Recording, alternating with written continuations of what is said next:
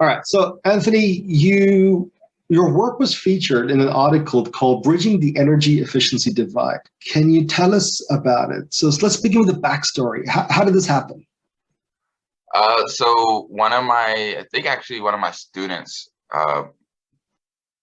was talking about the class, and the person who funded the article were on the receiving end of that, and they reached out,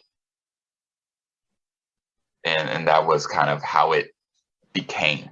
So it's really been, as I said, right, having a PhD in energy efficiency, and then combining that with my work from a equity standpoint in the energy and environmental space has opened up doors and opportunities for me, and especially with the teaching has led to a lot more. And so this article and this interview was really from that.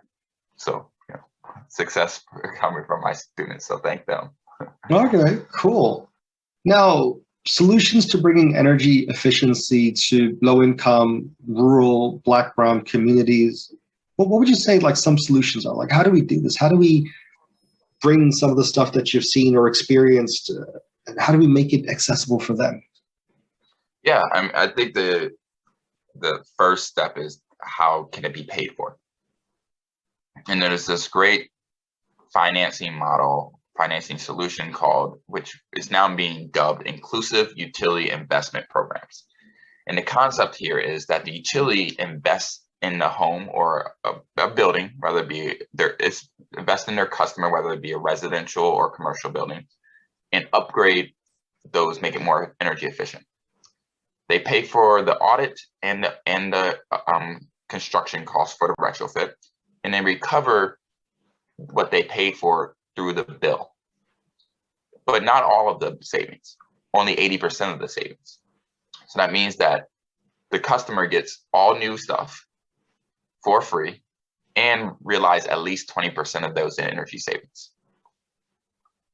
The reason why utility does this is that utilities have to pay for expensive, dirty fuel at peak times, right? So they're charging a customer, say 16 cents per kilowatt hour.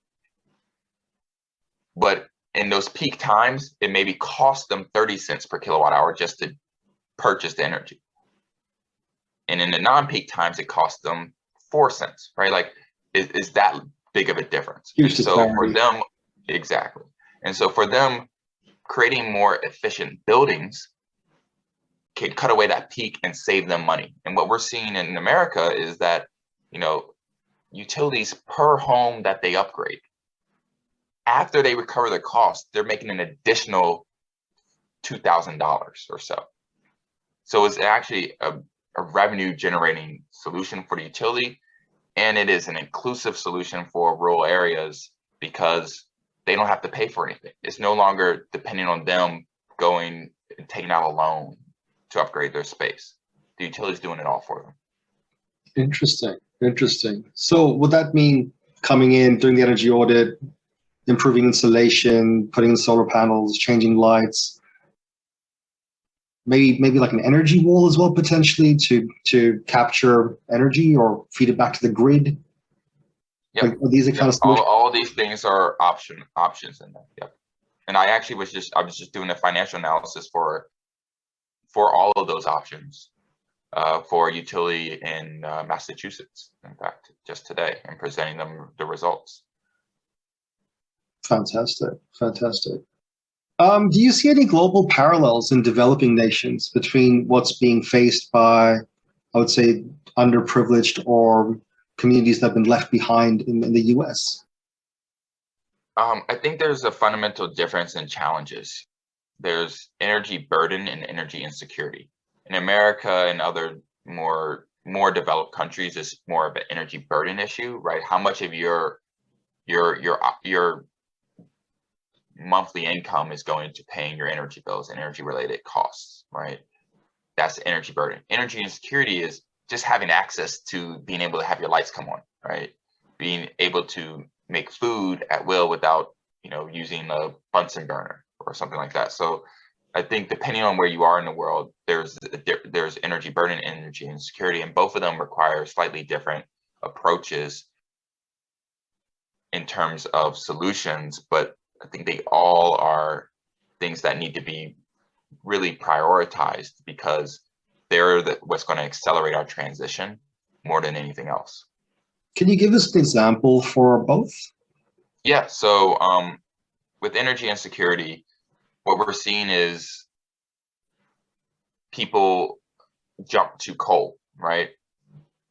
Because that's, it's cheap, it's dirty. It's cheap, it's there, it's dirty, it's da-da-da. Or other dirty fuels, because they don't have access to skip this, right? They should be able to skip this. They shouldn't have to pollute their space and their family and their communities to have access to energy. We have the technology, they should be able to skip it. But because it's not made easily accessible and there's not an education campaign around it, then it's not happening. I mean, India should not be putting forth any more coal plants. There's no reason to have coal plants in India, right? Any new energy should not be coal plants. That makes no sense, right? There's other ways to do this. And so, but that isn't what's happening right now, right? And then but then on our side, we're saying, hey, don't build any more coal plants, but at the same time, and the response is, well, one of the Al Gore things was like, the response was like, well, you were able to, right? And it's like, there's a lack of, there's a feeling that we should be able to go through the same process that America did and other places did. But I'm like, but that's like, I should be allowed to cut myself because you were able to cut yourself. Right? It's like, you don't have to do that. You don't have to make our mistakes, right? There's cheaper ways to get access. So that's energy insecurity. And, it's easier to get energy to rural areas with a solar panel than it is a coal plant, right? So just in terms of ease, accessibility, speed, all these things, this is what I'm talking about, acceleration, scalability, all these things is easier when you talk about clean energy. A wind turbine, and there's a movie out on Netflix, I believe, about this child from a village in a country in Africa who built a wind turbine for his village. The boy who harnessed the wind or something like that. Right. Like you got a kid making wind energy. Clearly, there's easier than a coal plant. Yeah. Right. So that's insecurity, energy burden. There's so much millions and billions of dollars going into the cost of keeping people from choosing between energy and medicine, choosing between energy and food, keeping their lights on when it's freezing cold so they don't die of hypothermia, right? Which happened in Texas of all places. Right. Yeah. So so that's when you think about energy burden, that's where it comes into play.